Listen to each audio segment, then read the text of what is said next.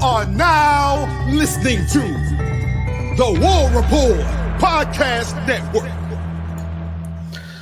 What's up, everybody? Welcome back to the College Loop Podcast, episode 238 of the College Loop Podcast. I'm Dylan Larck, able to take on Twitter, talk to you about the latest Auburn football news, and thank you, everyone, for being so patient. I had a giant migraine on Monday. I mean, it was massive. I felt like utter crap, but we are back to talk to y'all today because we are 17 days away until Auburn football again is back on our screens. Countdowns going on all on social media, so go check those out. But just to get started right with it, AP Poll is out. The first preseason poll of the season is officially out, and I don't have it in front of me, but I can go ahead and tell you Auburn's not in it. I don't know who expected Auburn to be in it, but we're not. Auburn will start off the season ranked as the number 41 team in the country, right behind Kentucky. And right above Colorado. So Colorado is not being overly hyped, but they're still in the top 42, I guess. But kind of going over teams that are above Auburn that I'm not very sure of why. So going into, I'm going to give reactions to the top 25 because it's just a weird thing to me. Just I gotta voice my opinion about that. I don't think there's a mistake in the top four whatsoever. Georgia's number one, no shocker there. At number two, you got Ohio State, who I think Ohio State maybe has a better roster than Georgia, but I think you can go either way with that one. Number three is going to be Oregon. Oregon did a lot of great recruiting through the transfer portal, and could be a better team they were last year. And clearly that's why they're number 3 in the country. Number 4 is Texas. Completely understandable with that one. 5 and 6 and maybe 7, I'd probably say. I don't know where I'd rank instead of those, but I think that, I think Alabama at 5. I think there's a lot of overrating to be done. Again, I think there's a lot of overrating to go on just with Alabama going into this year. I'm not too high on Alabama being one of the top 3 teams. I'm pretty heavy on Missouri this year, who is all the way down at 11. Missouri not being a top 10 team is blasphemous to me. After them is Ole Miss. Ole Miss could be a very good team this year, but there's no telling. Lane Kiffin, to me, is not a big game coach, so once there's a hump for him to get over with, maybe Ole Miss will get there. But right now, I guess 6 is okay for preseason poll. Number 7 is Notre Dame, and number 8 is Penn State. 2 teams that are probably bound to disappoint this. Notre Dame, doesn't matter who the coach is. We saw Brian Kelly. You're going to see Marcus Freeman. Something about Notre Dame, they just can never get the job done. Neither can Penn State.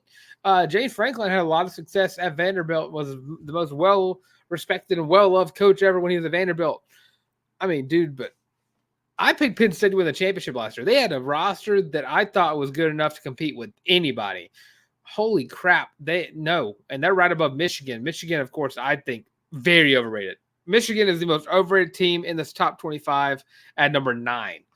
They won the championship last year, so I guess some respect to be had for them there. But, I mean, sanctions are going to be dropped on them hard. Or if not, something's wrong with the NCAA, which pretty huge. But overall, Michigan, I think, is way too high, especially all the players they lost. They lost Blake Corum, O-Lineman, and I'm not even going to say they lost JJ McCarthy. I think Alex Orji is a better quarterback, or will be a better quarterback than JJ McCarthy is, because I think he's just way more talented. Number 10 is Florida State. Florida State, I think, is a team that will be taking on and winning the ACC this year. Made a lot of great pickups. They're not going to drop down in talent at the quarterback position, go from Jordan Travis to DJ Uiagalelei. And it'll be very fun watching him get revenge against Clemson this year. Missouri again at number 11. Again, I'm very high on Missouri this year. So I think they deserve that top 10 spot. I would at the bare minimum drop Michigan out, put Missouri in. I even put Missouri above Florida State. Number 12 is going to be Utah, a team that I think a lot of people are projecting to win the Big 12. LSU is at number 13, a team that's did a whole rehaul on the defensive side of the football and going into year 3 under Brian Kelly. Garrett Nussmeier is going to be the huge factor on if this team is going to stay in the top 10 or not, or stay in the top 15 or not. Clemson at 14. Going to see if Dabo Swinney can bring them back into, I don't want to say relevance. They're always going to be relevant under Dabo, but kind of show off that maybe the portal isn't as important as people think it is. Of course, Auburn has done a good job of recruiting the high school ranks of the past couple years now. But I don't think Clemson is or will ever be back at where they were. I think we've seen the last of the Dabo Swinney championship dynasty. So that's my opinion on that. Tennessee and Oklahoma at 15 and 16, making a top 25 matchup by the time these two teams play in week 3. So that's week 4. Sorry, correction, week 4. So it's going to be a very fun game there. I don't really have any quarrels about Tennessee in the top 15. Oklahoma above Oklahoma State. I don't know about that one. Oklahoma, I just don't know Oklahoma. And I'm going to have a rant in a second because I'm about to get to some of the teams that I have these issues with. Oklahoma State, Ollie Gordon's the best running back in college football. He's going to carry that team throughout the season. So put him at 17. They were red hot at the end of last year. So I guess that's fine with me. Number 18 is Kansas State. Avery Johnson's taking over after, if I can remember his name now, and the new Ohio State quarterback takes the reins. But Avery Johnson will be the starting quarterback for Kansas State, a team that I'm very high on from last year. They, again, if someone's going to take the Big 12 away from Utah, I think it's going to be Kansas State. Number 19 is Miami. Don't know why they're in the top 25, but they are.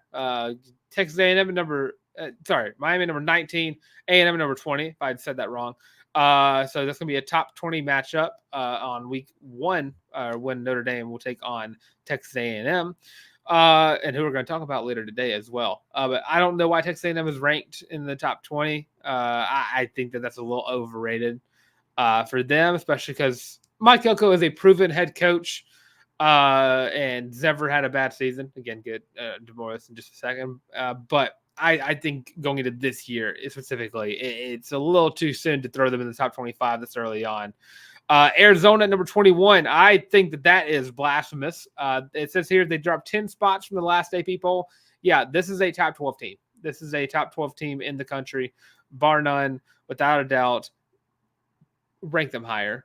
Kansas 22. I think is a good spot for them. Is basically waiting until they can get fully healthy at quarterback. Jalen Daniels is an absolute dog, and I don't know. I just looking back, I don't think he's ever completed a season start to finish without any injuries. So that's going to be huge if he can. But I think Kansas, again, a very dangerous team offensively for anybody that plays them as long as they can stay healthy. 23 is USC, team going into their first year under the Lincoln Riley regime without Caleb Williams.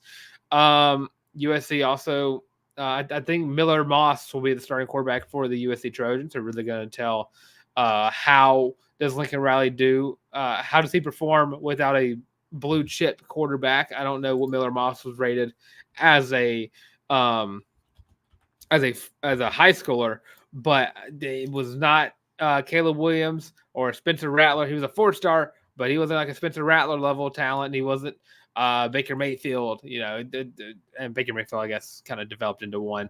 But we'll see. He played very good against Tulane in the bowl game. So I could be very wrong about that. 24 is NC State. NC State is a team that I am projecting to make the ACC championship. I think they'll be right there alongside Florida State. I'll have a prediction show probably the Thursday before week 1 or week 0. Whichever episode that will fill out first. But yeah, I'm very high on North Carolina or NC State. I don't know why I keep saying North Carolina. I'm just reading it off. NC State, very, very good team this year. Number 25, you got Iowa. Kirk Ferentz is back for his 85th year of coaching for the Iowa Hawkeyes. Son. Brian Ferentz has been fired because he was not very good at coaching the offense. I don't know why Iowa's 25. Their defense is like they'll have a top 10 defense and a top 120 offense. It never ceases to fail. It baffles my mind. But one thing that always bugs me with the preseason poll, I know it's a stupid argument, it's a stupid rant because no one cares about the preseason AP poll because it's just something that everyone threw together. But if you're gonna go into the season and you're gonna say someone is one of the 25 best teams in the country, why every single year does Miami, does USC, somehow A&M after a bad year will always find their way, and then you have all the other teams that have been overrated just because they had some previous success in the past. I think it's stupid that that's the case. I don't know why Miami is in this. I'm high on Miami and what Mario Cristobal can do for the Hurricanes. But last year, no. I understand they got Damian Martinez and Cam Ward, but they're not proven enough. And of course, none of these teams are proven yet, but it's dumb that going off of past success of what this team did. I mean, Miami and Mario Cristobal straight up outcoached themselves out of most of the games last year. It's one specifically being Georgia Tech. Everyone and their mother watched the ending to that Miami Georgia Tech game, or Miami forced Georgia Tech to run out of their timeouts, and instead of kneeling and going into victory formation, Miami ran the ball, fumbled it, and the Georgia Tech ran down the field, got a touchdown, and won the game. That doesn't. If you're going to rank these teams in the top 25, at least don't put them over teams that earn that spot. There is no way in the world, mentally, physically, hypothetically, where you're going into the 2024 season after watching what happened in the 2023 season, why Miami should be above a team like Arizona. It doesn't make any sense. I was saying about A&M. No reason why A&M should be over a team like Arizona. It makes absolutely no sense. That's my rant. I love the AP poll. I look at it every week. I have short notifications on whenever it does come out, just so I know. Teams that are not in the top 25 that are kind of around that I'm kind of confused about not being it. Louisville, no. They're a team. They'd be number 26. Not very shocked about that. I think that maybe I don't want to say they're overrated, but Louisville had a very easy schedule last year, so we'll see a lot about them this year. I know looking down the list, Memphis is down there with 16 votes, right above Nebraska. Nebraska getting too many votes. Memphis, a team that I've seen a lot of people predict to be the one G5 team to make it into the playoffs this year. So that'll be fun. I don't even think there's a G5 team listed in the top 25, if I'm not mistaken. Yeah, there's not. Okay, so the highest ranked G5 team is Boise State at 28. Then you have not SMU anymore. They're in the ACC. Liberty would be at 31. Memphis is at 33. And then UTSA is going to be at 37, if my math is correct there. And then Tulane, App State follow right behind that. So no real issues. Auburn's getting 2 votes, which is cool. I think Auburn would need to win the first 4 games of the season, and then maybe, just maybe, they'll be 25th in the country whenever they welcome Oklahoma to Jordan-Hare Stadium. But that kind of does it for that. I got to rant about the AP poll. It's my favorite things to do. I rant about the AP poll. The preseason poll, it's stupid to rant about, but I'm going to rant about it regardless. Auburn just needs that little boost in confidence of beating 4 of the easiest games on their schedule. At least the easiest stretch of games that they'll have throughout the season, outside of the 2 that are going to be ULM and Vanderbilt. But overall, Auburn, I think we talked about this in the past, but Auburn, if they beat the 4 teams to 25 at the highest, if not, they're going to be right outside looking in. Beat Oklahoma, you're definitely ranked. I mean, at that point, if Oklahoma beats Tennessee, Oklahoma will be a top 10 team, or at least top at least a top 15 team at the bare minimum, but will be a top 13, top 12 team in the country that beat Tennessee. If Auburn were to get that win, Auburn jumps up to probably the 15th spot for being a top 12 team, and that boosts a lot of confidence as they travel to Athens that next week. So Auburn's got a lot to work on before they can get that far. I'm still projecting an 8-4 season for Auburn. And right now I still have Oklahoma beating Auburn at home, but close. But as we move on to the next game on our season preview series, which is Texas A&M Aggies. So right now, as it stands, Auburn has only lost 3 games to Missouri, Oklahoma, and Georgia on my schedule, going into one of, I think, the last 3 games, because I believe Auburn plays A&M. I'm trying to memorize the schedule as I'm going along.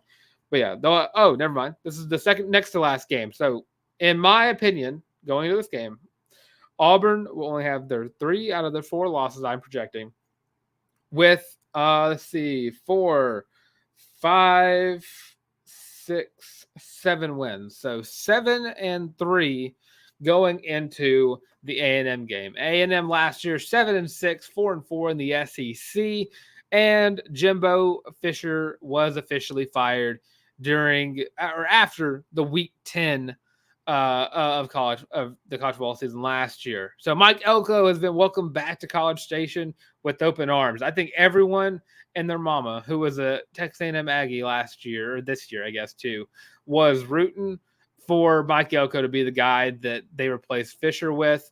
The cheaper option in the sense of money, but also the more expensive option in terms of how he actually develops his athletes and his players. During his 2 years that he was a coach at Duke, 9-4, 8-5. At Duke, that is amazing, especially if you look back before that, the year prior, before Elko got there, they only won 3 games. Elko's a great coach. He is an outstanding coach. He knows how to get his players to play for him correctly. He knows how to get the best out of his players. That's why they beat a team like Clemson last year. Elko is a great coach, and he's being welcomed by a team that has a lot of great talent. So going to this year, I think I'm going to say it best from what I've been reading around. I mean, this is not like a typical first year for a coach. You're not going into a rebuild of a team. You're kind of going into how can I change this team that I'm getting for the better, in a sense of there's so much talent. A&M has so many resources to recruit well. I mean, we're 3 years right now removed from A&M having the number 1 recruiting class of all time. Could be longer, maybe 4 or 5. But yeah, A&M had the greatest recruiting class ever at that time. They were recruiting 5-stars after 5-star after 5-star, and just absolutely did nothing with it under Jimbo Fisher. A lot of those guys transferred out, and reasonably so. They were promised playing time and they didn't get it. And it's the rule of life. You give a kid a 5-star, there's a little bit of ego that goes with that, and it takes the right kinds of players to kind of lower their temperament to what they're getting promised by the coaches and get developed. And Jimbo Fisher, not the greatest dude in the world when it comes to developing or managing players. So a lot of those guys transferred out. Going into this year, some guys were transferring out between the coaching changes. Evan Stewart being one of the big wide receivers that left. He's going to Oregon, one of those big transfers that I was mentioning earlier that they picked up. Also lost Walter Nolan, who is the number 1 player in the portal upon his departure from Texas A&M. He has since went to Ole Miss. And then some guys that like Max Johnson and his brother Jack Johnson, the tight end, both are going to North Carolina. And then there's Isaiah Rakes, who transferred twice over this offseason, firstly going to USC, and then traveling back to the South to go to Auburn. So Isaiah Rakes will probably more than likely be the starting nose tackle for Auburn this year. So keep that in mind as we go through the rest of this prediction. But they picked up a fair share. I mean, they lost 29 players to the portal. They picked up 27. That's only a net 2 loss just for portal players. And of course, you picked up a lot more guys from the high school ranks. Texas A&M recruited very well last year, top 25 per the huge, but top 25 in the SEC also means like you're 8 or 9. So they picked up guys like Des Ricks from Alabama, Cassius Howe from Bowling Green, and a few other guys across the board that are going to be very, very good for what A&M is wanting to do this year, which is play competitive football in the sense of winning games. There were a lot of games last year and just throughout the Jimbo Fisher dynasty where a lot of games were lost by one score. Just games where A&M just could not get over the hump to get that win. And I know we can think of a lot of examples of when they did, but last year, I mean, Auburn should have had the game last year. At least I can't allow myself to not think that. I was so rooting for Auburn be the team that fires Jimbo Fisher. But Auburn didn't play well last year against A&M. But kind of looking at the schedule, A&M took Georgia down to I'm looking at the wrong schedule. That's why I'm so confused by what it looks like. I was like, oh wait, they played Georgia. No, they didn't.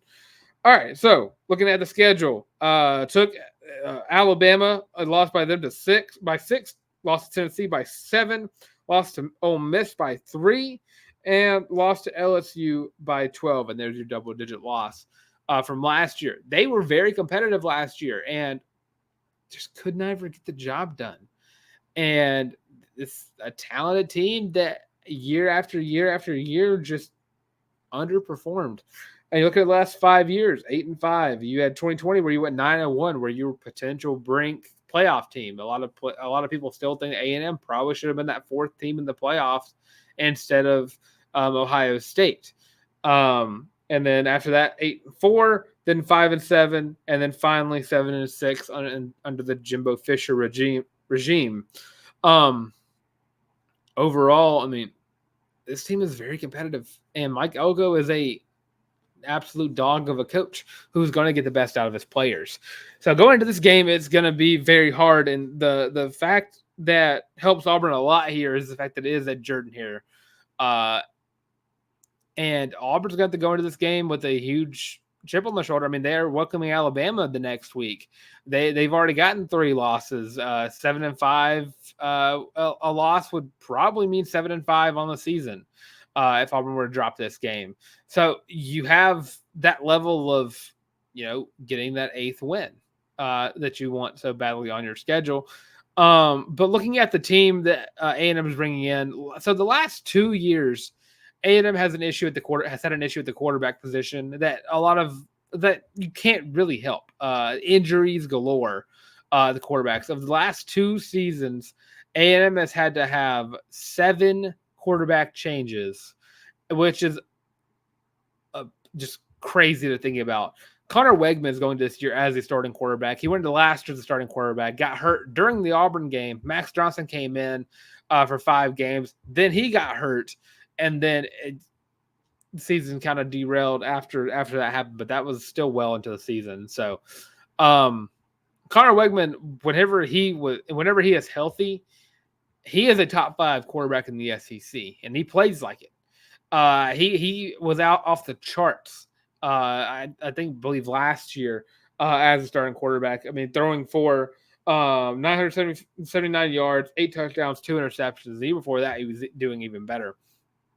But overall, it's a question of can they stay healthy? Can they make it through the entire season?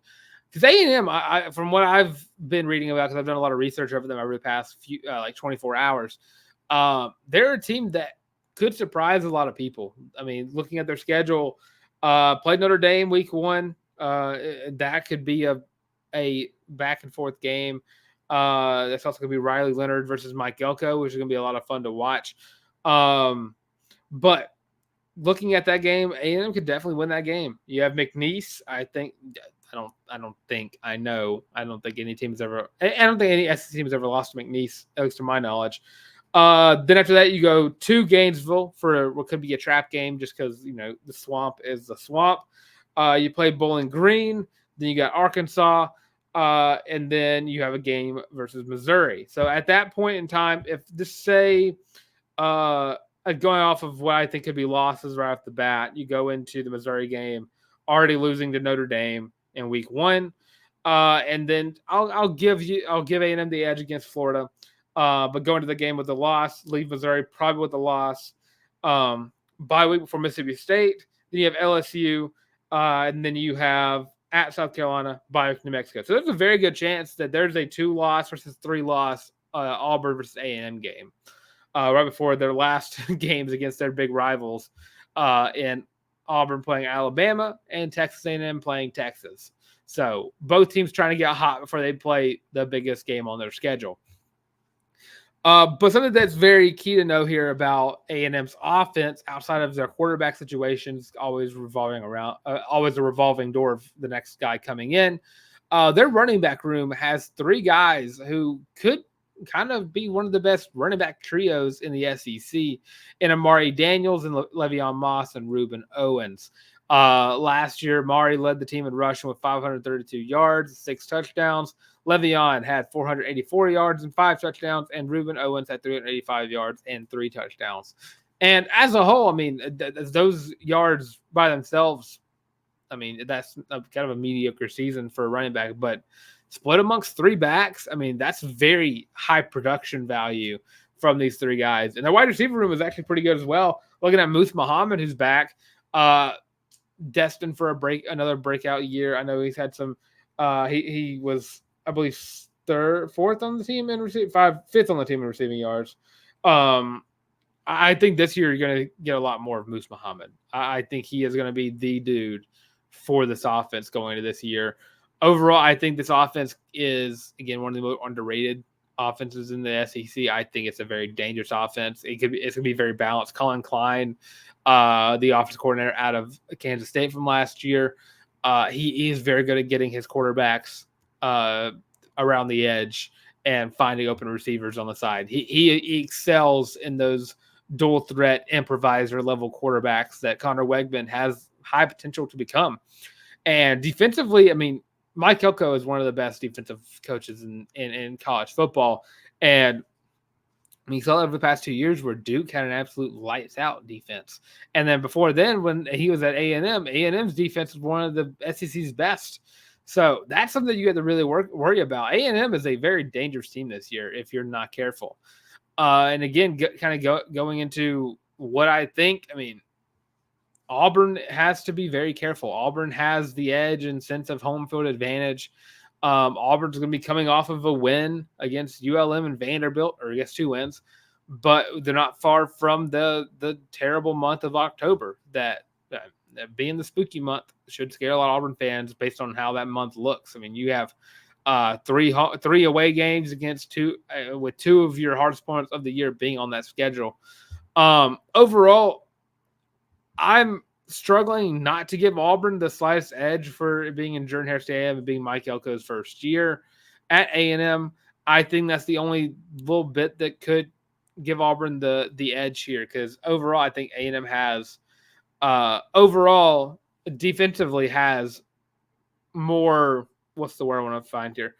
A unit. As a unit, I think they're more prepared for the SEC than Auburn's defense is right now, because I think Auburn's defense is fully built around newcomers and new places. The interior defensive line is still getting figured out. But, I mean, this game's going to be good.